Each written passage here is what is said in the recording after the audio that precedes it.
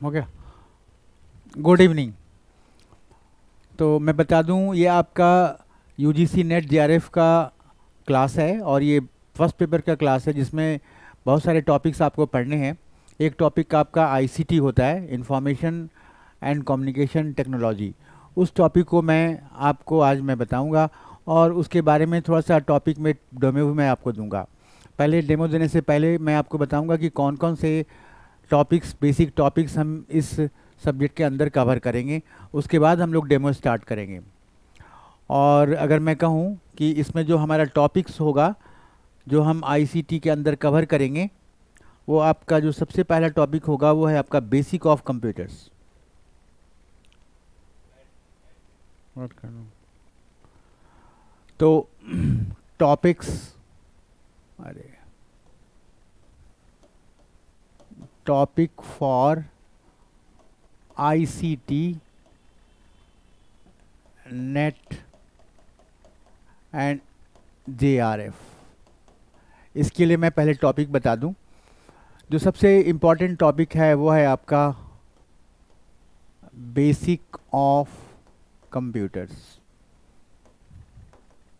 हम हर टॉपिक पे आपको थोड़ा सा इंफॉर्मेशन प्रोवाइड करेंगे। पहले मैं टॉपिक लिख लूँ, उसके बाद दूसरा टॉपिक है आपका हार्डवेयर। थर्ड है आपका सॉफ्टवेयर। फोर्थ है आपका कंप्यूटर नेटवर्क एंड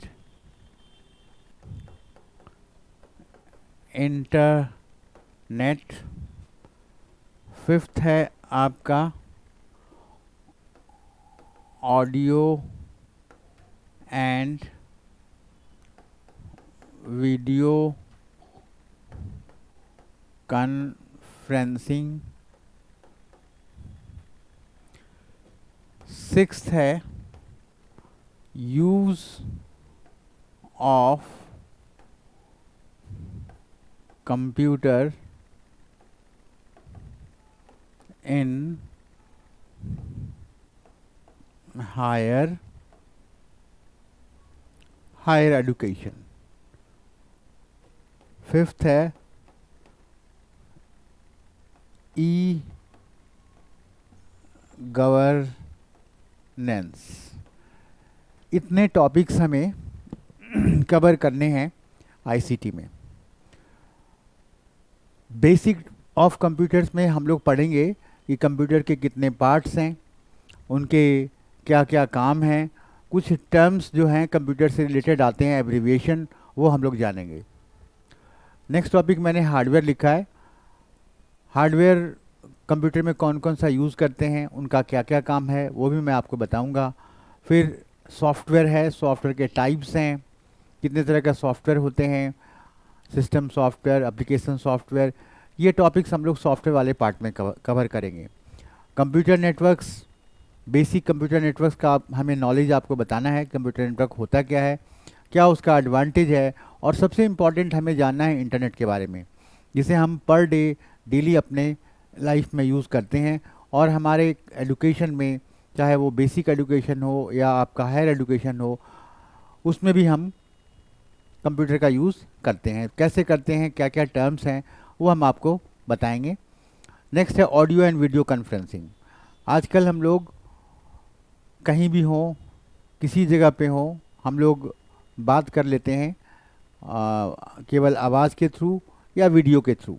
ये कैसे पॉसिबल है, इनमें कौन कौन सा हार्डवेयर यूज़ होता है, वो हम लोग देखेंगे आपका ऑडियो और वीडियो कॉन्फ्रेंसिंग में। उसके बाद सबसे इम्पॉर्टेंट पार्ट आपका आता है कि कंप्यूटर का हायर एजुकेशन में क्या यूज़ है, हम किस तरह से हायर एजुकेशन में कंप्यूटर का यूज़ करेंगे। आज हम लोग देखते हैं कि कंप्यूटर के बिना हमारा काम नहीं चलता। कोई फॉर्म भरना हो, कोई इंफॉर्मेशन गैदर करना हो, तो हम इंटरनेट का यूज़ करते हैं और हमें इंस्टेंटली वो इन्फॉर्मेशन मिल जाता है। तो ये सब चीज़ें हम यहाँ पे पढ़ेंगे।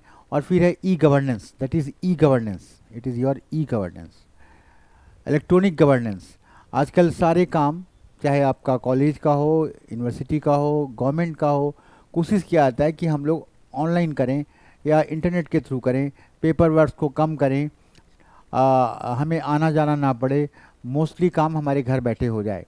तो ई गवर्नेंस का क्या यूज़ है, किस तरह से गवर्नमेंट जो है ई गवर्नेंस के थ्रू सभी जगहों पे अपने प्लानिंग को, अपने पॉलिसीज़ को इम्प्लीमेंट करती है, वो सब हम इनके बारे में पढ़ेंगे।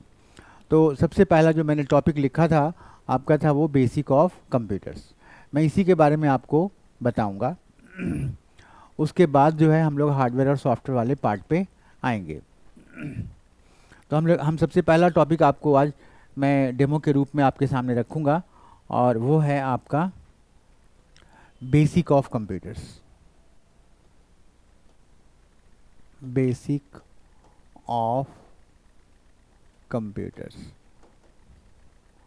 तो सभी लोग हम लोग जानते हैं कि कंप्यूटर का मेन काम है डाटा को प्रोसेस करना।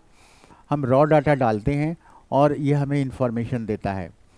कंप्यूटर को हम लोग मानते हैं कि ये एक इलेक्ट्रॉनिक मशीन है और इसका काम है डाटा को इस तरह से फॉर्मेट करना जिसे हम आसानी से यूज़ कर सकें।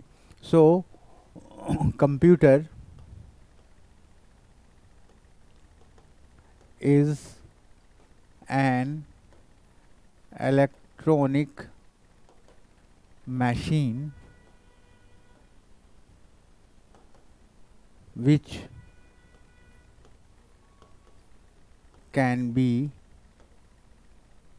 used for data processing according to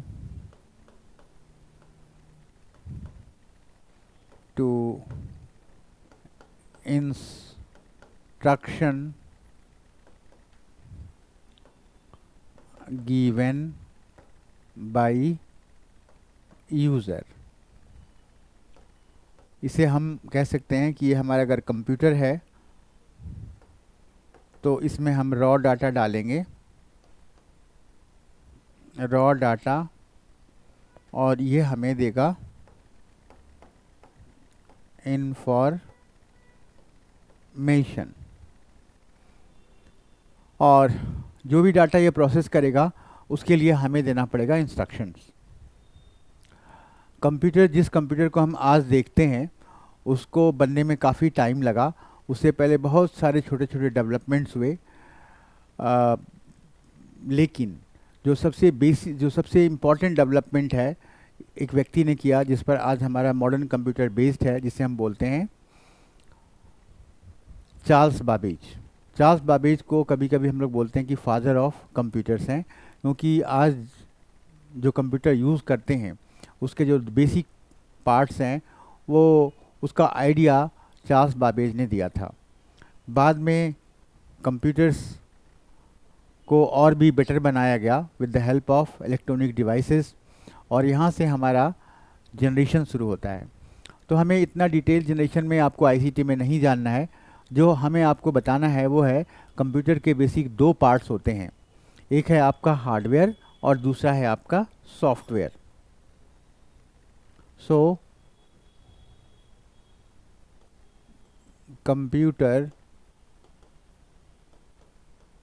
consist of two basic parts. First is hardware and second is your software. हम लोग जानते हैं कि हार्डवेयर जो है वो फिजिकल कंपोनेंट्स हैं कंप्यूटर के, जिसे हम देख सकते हैं, टच कर सकते हैं, छू सकते हैं। सो हम कह सकते हैं कि hardware is physical component of computer. मैं एग्जाम्पल की बात करूं तो हार्डवेयर का एग्जाम्पल आपका हो सकता है सीपीयू, मदरबोर्ड,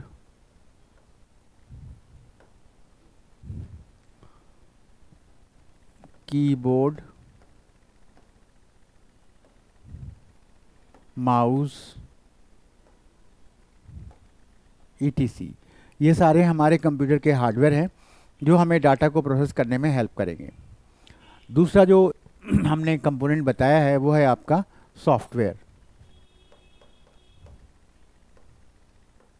सॉफ्टवेयर, तो हम सॉफ्टवेयर को कैसे डिफाइन करेंगे? How can we define the term here software? Software is a group of instruction which help us to operate the hardware और मैनेज द हार्डवेयर। मैं एक लेमैन भाषा में कह सकता हूँ कि सॉफ्टवेयर जो है कंप्यूटर को स्मार्ट बनाता है। आज सॉफ्टवेयर के चलते ही जो है कंप्यूटर में हम लोग स्ट्रिंग, नंबर, किसी तरह के डाटा को प्रोसेस कर पाते हैं और ऐसे भी काम कर लेता है कंप्यूटर जो कि आम आदमी को करना बहुत मुश्किल है। और ये पॉसिबल है due to the use of different type of software. लेकिन अगर मैं बेसिक टर्म के रूप में सॉफ्टवेयर को डिफाइन करूं तो मैं यही कह सकता हूं कि it is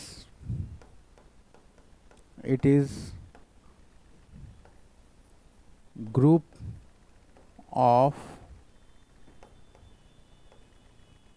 instruction which help to operate computer hardware। It make computer smart बनाता है। हम लोग बाद में देखेंगे कि हार्डवेयर सॉफ्टवेयर बहुत तरह तरह के होते हैं जो हम लोग डिटेल में पढ़ेंगे तब सॉफ्टवेयर के बारे में तो हम जानेंगे सॉफ्टवेयर कितने तरह का होता है, उसका क्या काम है। हम सबसे पहले डिफरेंट टाइप ऑफ हार्डवेयर के बारे में पढ़ेंगे जो आपको जानना है और आपके एग्ज़ाम्स के लिए इम्पॉर्टेंट है। इससे रिलेटेड बहुत सारे टर्म्स हैं जो कि आपके एग्ज़ाम में आते हैं। तो हम लोग सबसे पहले आपको हार्डवेयर के बारे में यहाँ पर बताएंगे, that is hardware.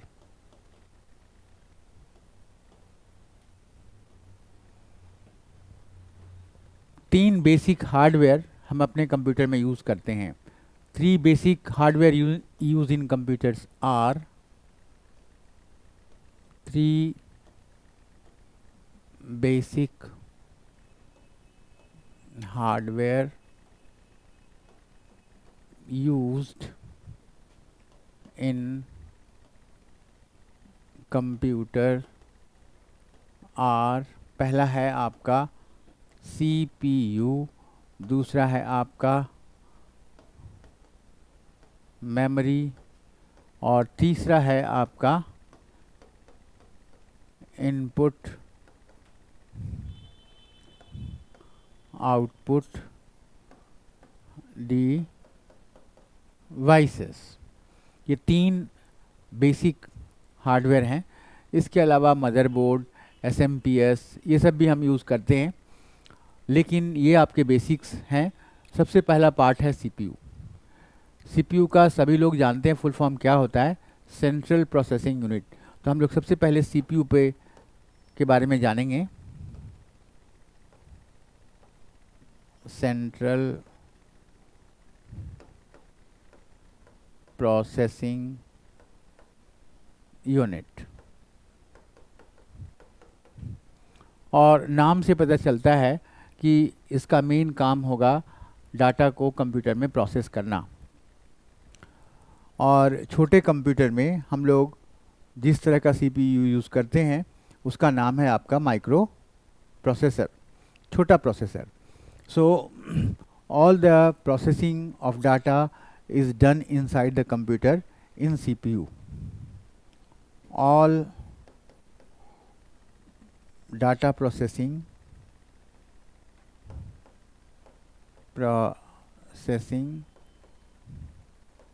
in computer is done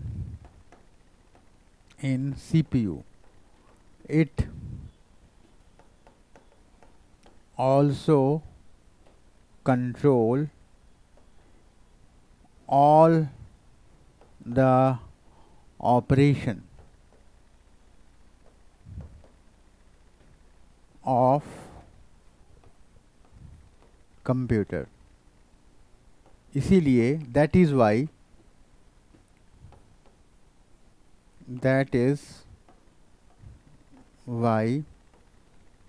it is called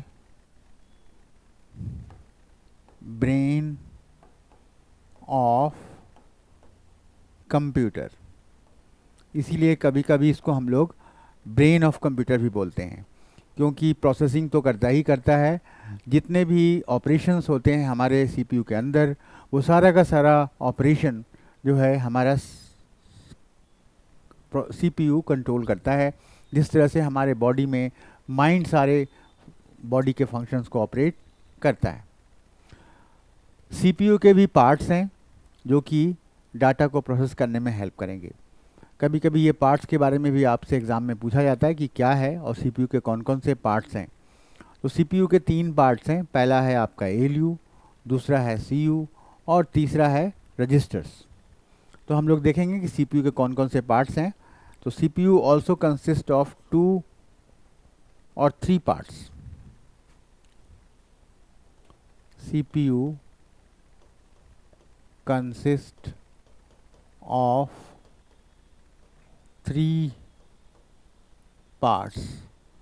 पहला है ALU, दूसरा है CU और तीसरा है रजिस्टर्स. इनके आपके फुल फॉर्म जानने हैं. ALU का मतलब होता है arithmetical logical unit.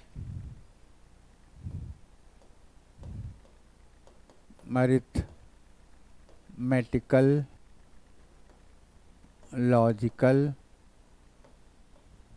Unit. Then CU stand for control unit, और इसको हम कह सकते हैं it is a small memory. ये छोटा मेमोरी है.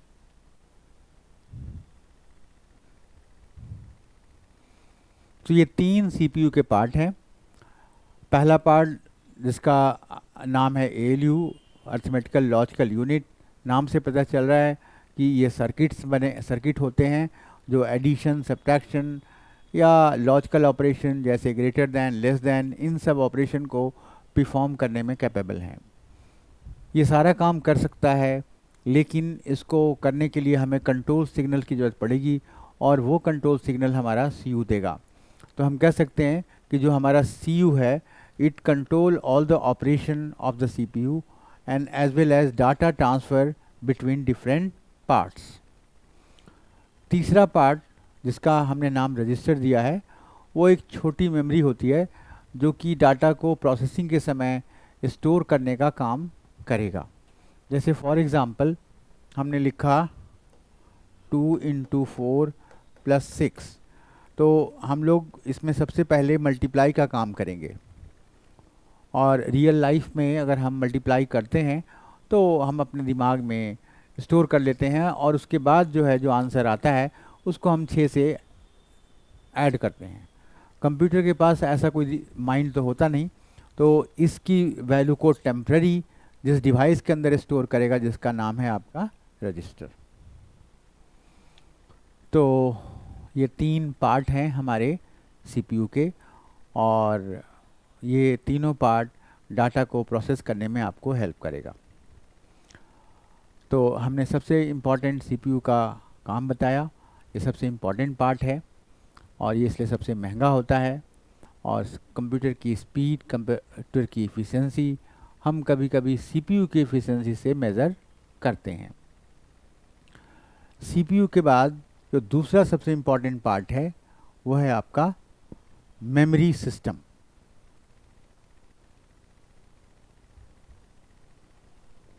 तो हम लोग दूसरे वाले पार्ट पे आएंगे, that is memory system.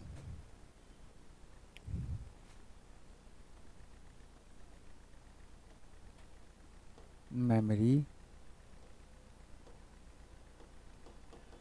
System.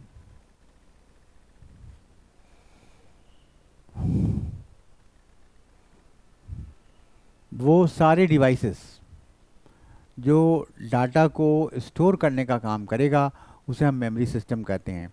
So all those devices which are use to store data is known as memory system. हम अपने कंप्यूटर में different type of memory use करते हैं,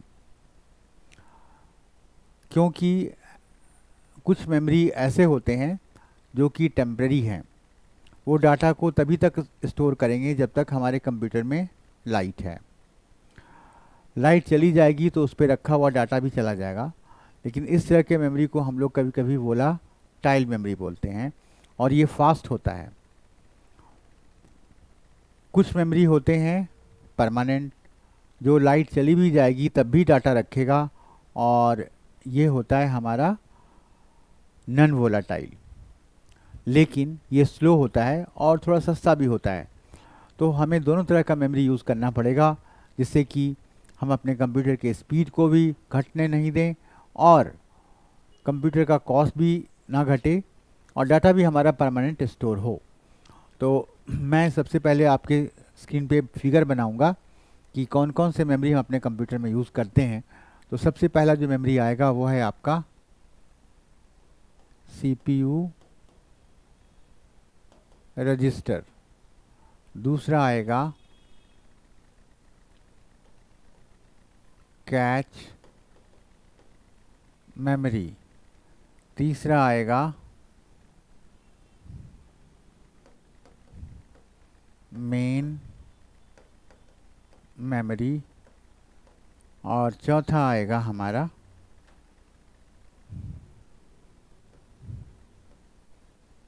सेकेंडरी मेमोरी।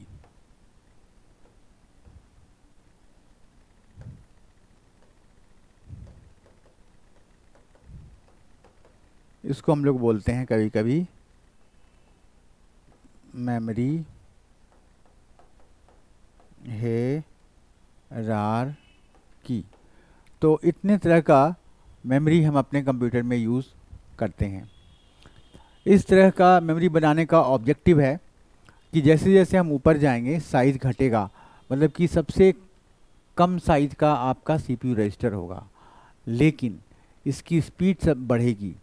कहने का मतलब ये है कि सबसे फास्ट आपका रजिस्टर होगा, फिर कैच होगा, फिर मेन मेमोरी होगा, और सबसे स्लो हमारा सेकेंडरी मेमोरी होगा। तो ऊपर जाएंगे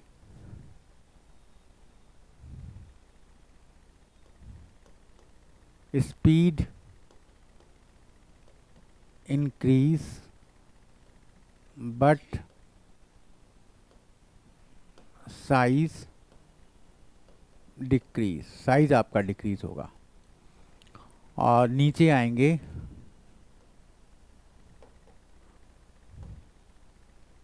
size increase but speed decrease. Cost also decrease, cost भी आपका कम होगा। मतलब कि अगर मैं कॉस्ट की बात करूं तो सबसे कम कॉस्टली हमारा सेकेंडरी मेमोरी होगा। अब हम लोग थोड़ा सा डिटेल में पढ़ेंगे मेन मेमोरी के बारे में, लेकिन डिटेल में पढ़ने से पहले मैं बता दूं कि ऊपर के जो 3 मेमोरीज हैं वो मोस्टली, इसको मैं थोड़ा स्टार लगा दूं, मोस्टली आपके वोलाटाइल हैं। और जो सेकेंडरी मेमोरी है वो हमारा है आपका नॉन वोलाटाइल।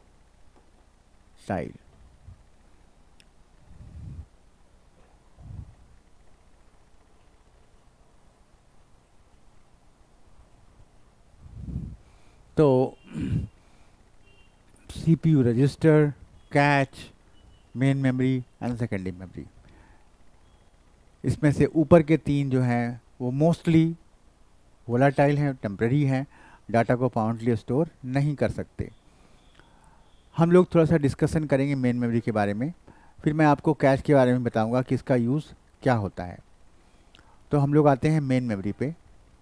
मेन मेमोरी के क्या क्या यूज़ है, कितने पार्ट हैं और हमारे कंप्यूटर में उसका क्या इम्पोर्टेंस है, वो मैं आपको बताऊंगा।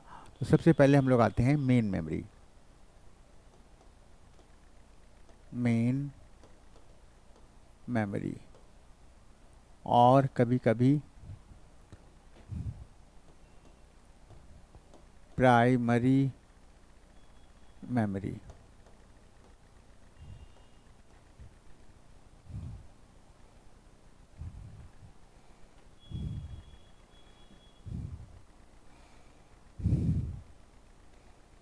इसको हम लोग मेन मेमोरी इसलिए कहते हैं कि इसके बिना हम कंप्यूटर पे काम नहीं कर सकते।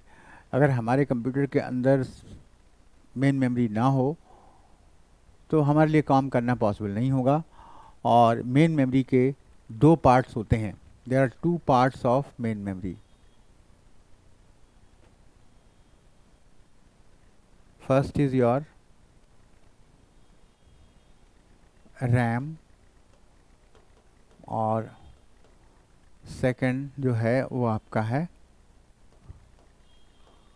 रोम। दोनों के फुल फॉर्म हम लोग जानते हैं। पहला का फुल फॉर्म होगा random access RAM, that is random access memory. Random access memory. दूसरा का होगा रीड ओनली मेमोरी। ये दोनों मेन मेमोरी के पार्ट हैं और दोनों के बिना हम कंप्यूटर पे काम नहीं कर सकते। ये अगर मैं डिफरेंस की बात करूं तो ये आपका वोलाटाइल है और ये आपका नॉन वोलाटाइल है। डाटा टेम्पररी रहेगा, लाइट चला जाएगा तो रैम पे डाटा आपका नहीं रहेगा, रोम पे रहेगा, वो परमानेंट है। लेकिन वो रीड ओनली है, उस पर हम डाटा को लिख नहीं सकते। जबकि रैम पे हम लोग ये इस पर हम रीड भी कर सकते हैं और राइट कर सकते हैं। ये है आपका रीड ओनली, रीड ओनली। तीसरा है आपका डिफरेंस। इसका काम है उस इंस्ट्रक्शन को, प्रोग्राम को या डाटा को अपने ऊपर या एप्लीकेशन को अपने ऊपर रखना जिसे हम कंप्यूटर पे रन करना चाहते हैं। जिस डाटा को हम रैम पे रखेंगे सीपीयू उसी को एक्सेस कर सकता है क्योंकि दोनों के नेचर सेम हैं। So it contain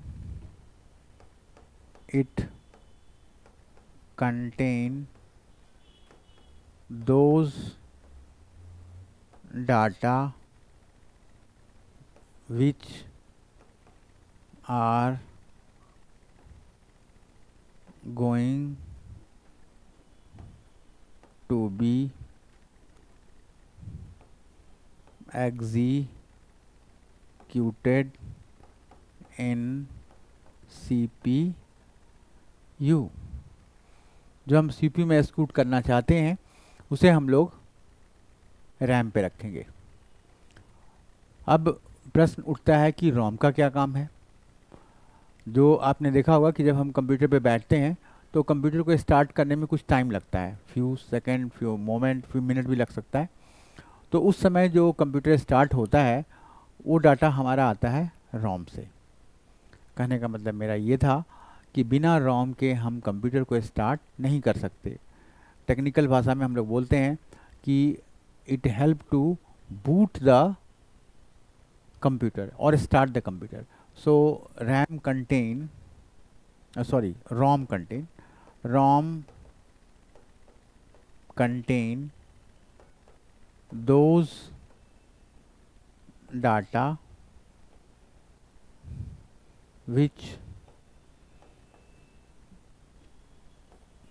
help to boot or start the computer.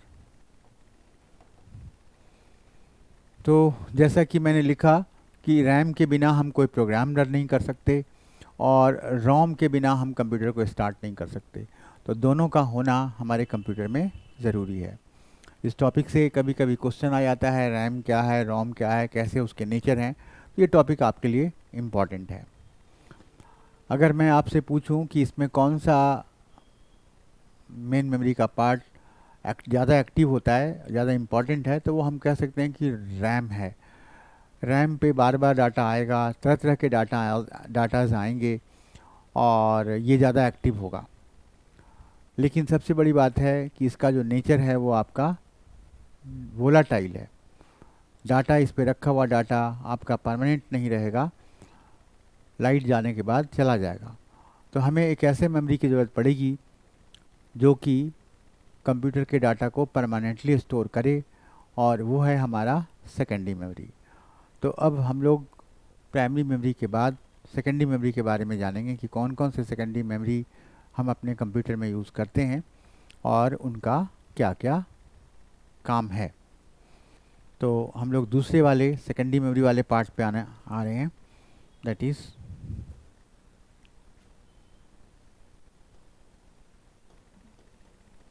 Secondary memory और एक्सटर्नल मेमोरी और ऑक्सिलरी मेमोरी, ये तीनों एक ही का नाम है।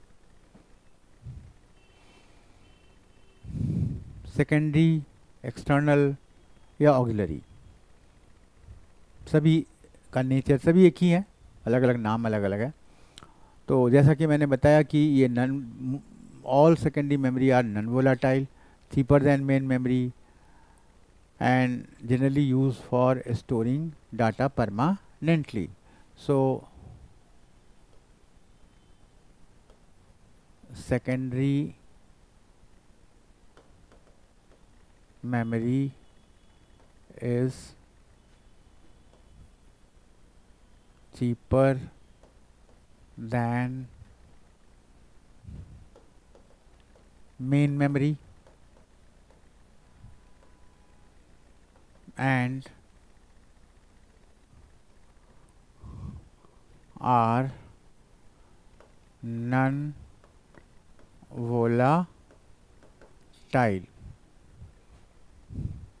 that is it can store data permanently. हम लोग जिस तरह से आपने देखा कि प्राइमरी मेमोरी के दो दो पार्ट्स होते हैं, इसके पार्ट्स तो नहीं होते, लेकिन हम लोग different type of secondary memory use करते हैं। So we use different type of secondary memory in computers like magnetic memory, optical memory or solid state memory. So we use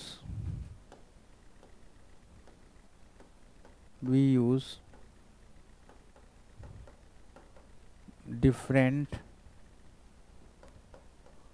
types of secondary memory in computer.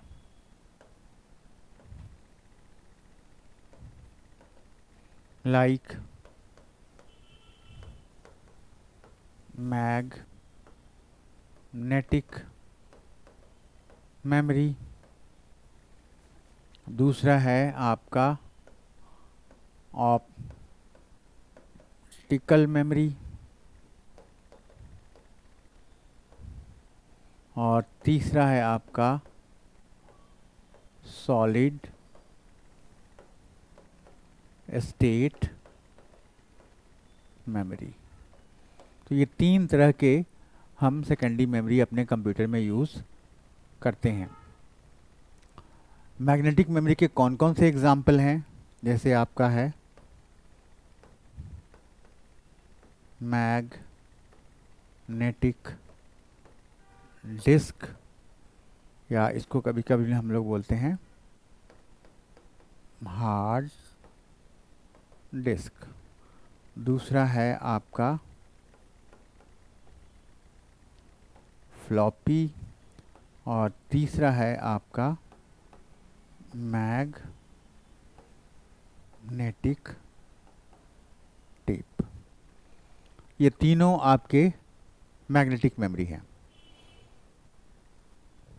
Optical memory में जो हम लोग use करते हैं वह है आपका पहला CD रोम, दूसरा रीराइटेबल CD, तीसरा DVD, और चौथा है आपका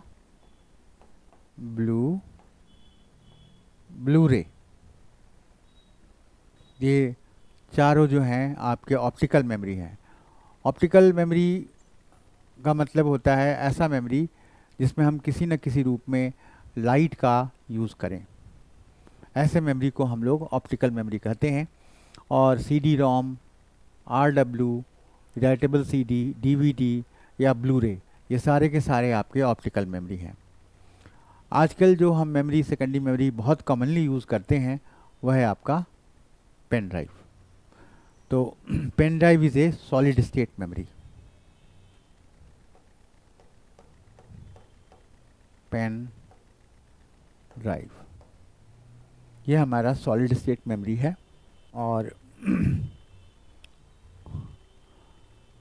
काफ़ी कॉमनली हमारा यूज़ होता है।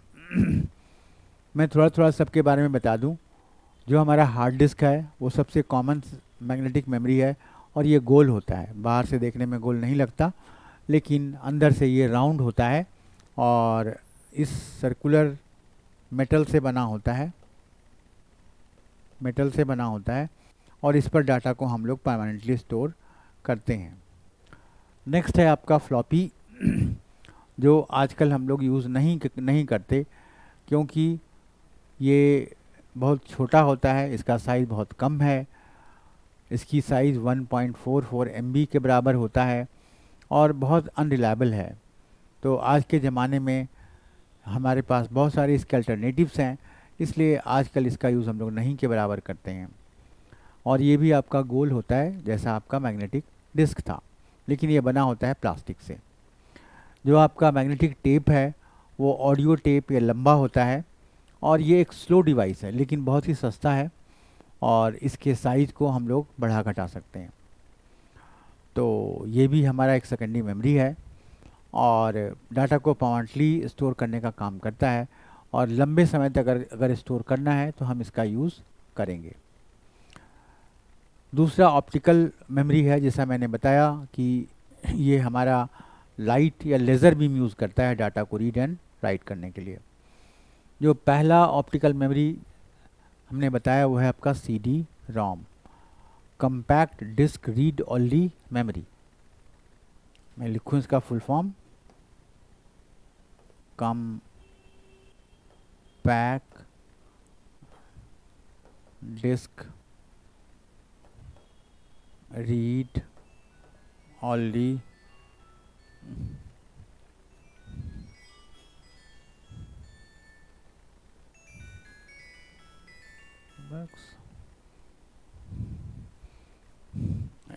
रीड ओनली मेमोरी, ठीक है ना।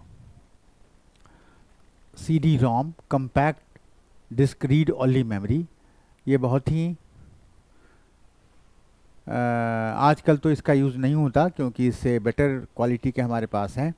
और ये भी एक रीड ओनली मेमोरी है, इसमें हम लोग लेज़र बीम का यूज़ करते हैं डाटा को रीड एंड राइट करने के लिए। इसमें ड्राइव की ज़रूरत पड़ती थी, और नॉर्मली पुराने ज़माने में ये रीड ओनली होता था, लेकिन बाद में इसको और फ्लेक्सिबल बनाया गया, RW, read write CD, read write CD compact disc. और इस पर हम जितनी बार चाहें उतनी बार लिख सकते हैं, इसीलिए इसे हम लोग बोलते हैं रीराइटेबल CD। ये फ्लेक्सिबल है लेकिन थोड़ा हमारा CD रोम से महंगा होता है। चौथा है DVD। DVD का फुल फॉर्म होता है डिजिटल वर्सेटाइल और वीडियो डिस्क। डिजिटल वर्सेटाइल और वीडियो डिस्क। ये एक हाई कैपेसिटी डिस्क है जिसका साइज जो है रीराइटेबल CD या रोम से काफ़ी ज़्यादा होता है। अगर मैं साइज़ की बात करूं CD रोम में या रीराइटेबल CD में, तो ये 700 MB से डाटा स्टोर ज़्यादा नहीं करता, जबकि ये जो है DVD जो है it can store data up to 4 GB। 4 GB तक डाटा ये स्टोर कर सकता है। तो अगर हमें मल्टीमीडिया, ऑडियो, वीडियो, पिक्चर इन सब को स्टोर करना है तो हम लोग यूज़ करेंगे DVD का, है ना। एक और ऑप्टिकल मेमोरी जो हम कॉमनली यूज़ करते हैं या हम कह सकते हैं कि बिजनेस पर्पज़ के लिए यूज़ करते हैं, वो है आपका ब्लू रे। ब्लू रे एक महंगा ऑप्टिकल डिवाइस है जो काफ़ी रिलायबल है और ये 100 GB तक डाटा या उससे भी ऊपर डाटा को स्टोर कर सकता है। So it can store data up to 200 GB। ये 100 GB तक डाटा को कर सकता है और ये काफ़ी रिलायबल है, लेकिन ये काफ़ी कॉस्टली है, इसीलिए डे टू डे या डेली लाइफ के लिए हम इसका यूज़ नहीं करते। इसका यूज़ जनरली हम लोग करते हैं कॉमर्शियल पर्पज़ के लिए। तो ये तो ऑप्टिकल मेमोरी हो गया। लास्ट है आपका पेन ड्राइव। आज हम सबसे ज़्यादा पेन ड्राइव का यूज़ करते हैं क्योंकि ये बहुत ही फ्लेक्सिबल है। हम आसानी से अपने कंप्यूटर में USB पोर्ट के हेल्प से अटैच कर सकते हैं। इसका साइज़ जो है पहले तो बहुत कम आता था, 4 GB के 8 GB के रेंज में। आजकल 32 64 उससे भी बड़े बड़े पेन ड्राइव आने लगे हैं। तो इन्होंने CD रोम या ऑप्टिकल डिस्क को भी रिप्लेस कर दिया है और आज हम सबसे ज़्यादा पेन ड्राइव का यूज़ करते हैं। तो ये सारे के सारे आपके सेकेंडरी मेमोरीज़ हैं और इनका यूज़ है कि हम इसे डाटा को परमानेंटली स्टोर कर सकें। सेकेंडरी मेमोरी के बाद मैं बताना चाहूँगा कैश मेमोरी के बारे में। ये कैश मेमोरी का यूज़ हम लोग क्यों करते हैं? अगर कैश मेमोरी ना हो तो क्या होगा? तो हम लोग आते हैं, that is the third type of memory, that is cache memory.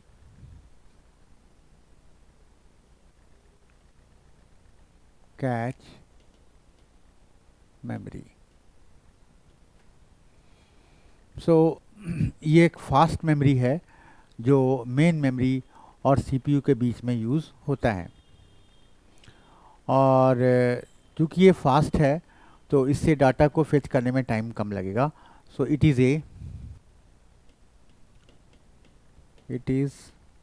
A fast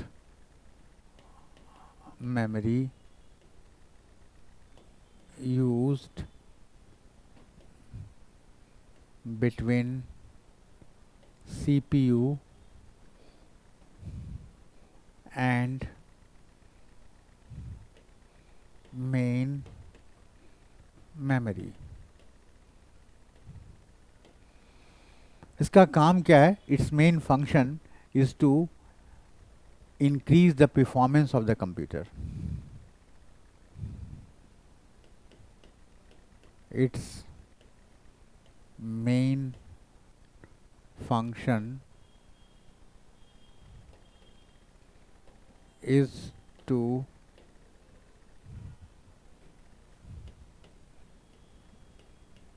increase the performance of computer. ये कंप्यूटर के परफॉर्मेंस को बढ़ाने का काम करता है और ये उस डाटा को अपने पास रखता है जिसे सीपीयू बार बार यूज़ करना चाहता है। अगर मैं कंप्यूटर में मेन मेमोरी यूज़ ना करूं तो कंप्यूटर स्लो हो जाएगा लेकिन काम करेगा। तो ये हमारे कैश मेमोरी का काम है। तो हमने सारे मेमोरी के बारे में आपको बताया। अब जो आपको नेक्स्ट जो आप कभी कभी एग्ज़ाम में आता है और आपके लिए इम्पॉर्टेंट है वो है आपका कैपेसिटी ऑफ मेमोरी। हम अपने मेमोरी के कैपेसिटी को कैसे मेज़र करते हैं। सो द नेक्स्ट टॉपिक इज़ जो आपको जानना है वो है capacity of memory.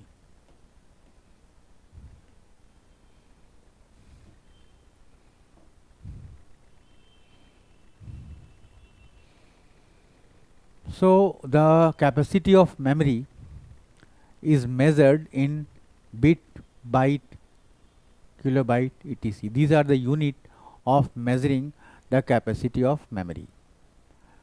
Bit is the most smallest unit of measurement of the memory. So first है आपका bit, that is binary digit।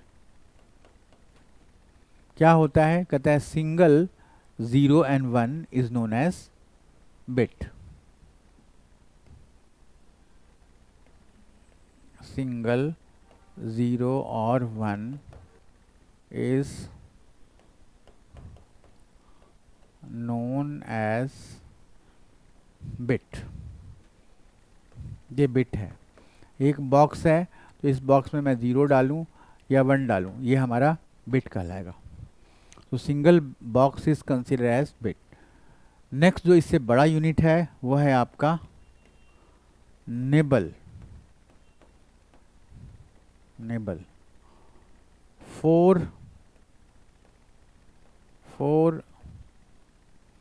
Bit is equal to 1 nibble.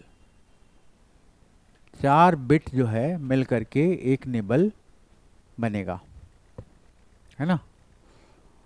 और इससे बड़ा यूनिट आपका आता है byte. So 8 bit is equal to 1 byte. 8 bit को हम लोग 1 बाइट कहते हैं। लेकिन ये सारे बिट हो, निबल हो या बाइट हो, ये बहुत ही छोटे यूनिट हैं। तो इससे बड़े यूनिट भी होते हैं जिसमें हम मेमोरी को मेज़र करेंगे। हम बताएंगे कौन सा मेमोरी किस कैटेगरी में आता है। तो इससे बड़ा जो यूनिट आएगा वो है आपका किलो बाइट। किलो बाइट और केबी ये होगा आपका 1024 बाइट। बिट नहीं बल्कि बाइट। और ये होगा आपका 10 to the power 2 to the power 10 byte. तो 1024 बाइट को हम 1 किलो बाइट कहेंगे, है ना। और इससे भी बड़ा यूनिट होता है आपका mega bite, that is MB। और ये होगा आपका 1024 गुने 1024 बाइट और 2 टू द पावर 20 बाइट। ये होगा हमारा 1 मेगाबाइट या एमबी।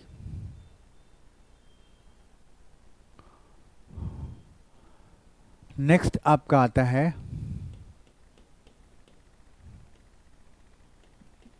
गीगा बाइट और GB.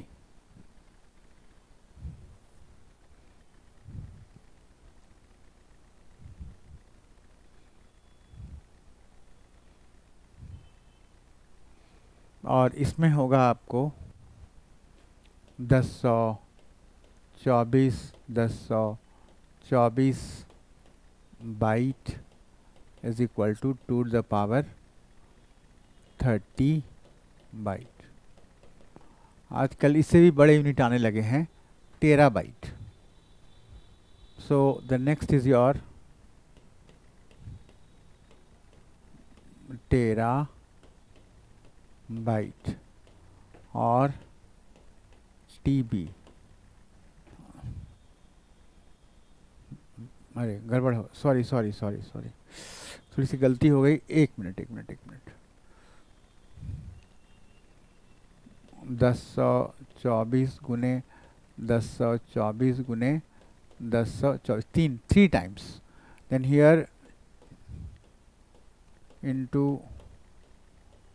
into 10 to the power 24 into 10 to the power 24 is equal to 2 to the power 40 bite.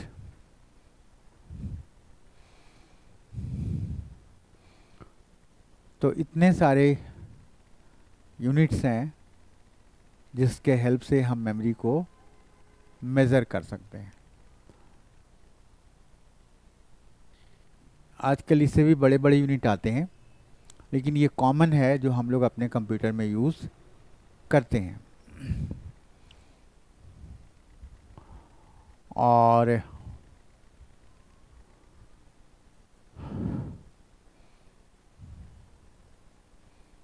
इसमें जो हमने बहुत तरह का मेमोरी देखा था। हमें आपको जानना है कि कौन सा मेमोरी किस कैटेगरी ऑफ डाटा को स्टोर कर सकता है।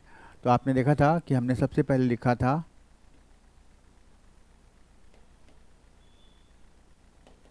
रजिस्टर, फिर लिखा था कैच मेमोरी, फिर लिखा था मेन मेमोरी, फिर लिखा था आपका सेकेंडरी मेमोरी। ये डिफरेंट टाइप ऑफ मेमोरी हम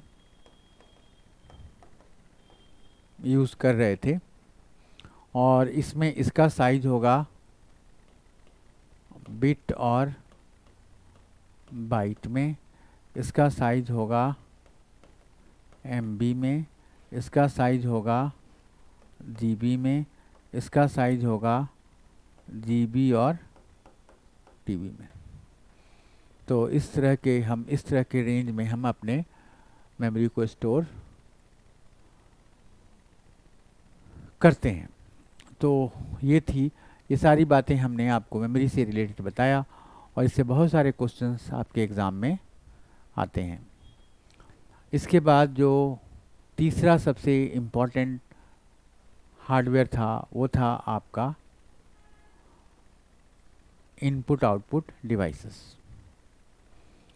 तो क्या काम है इनपुट आउटपुट डिवाइसेस को, हम लोग सब लोग जानते हैं कि इनपुट आउटपुट डिवाइसेस के बिना यूज़र या हम अपने कंप्यूटर से इंटरैक्ट नहीं कर सकते।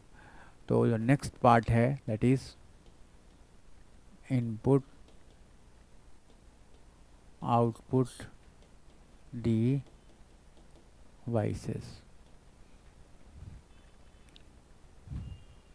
या कभी कभी इसको हम लोग पेरिफेरल डिवाइसेस भी कहते हैं। तो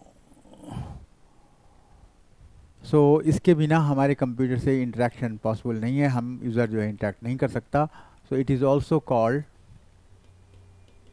इज़ also called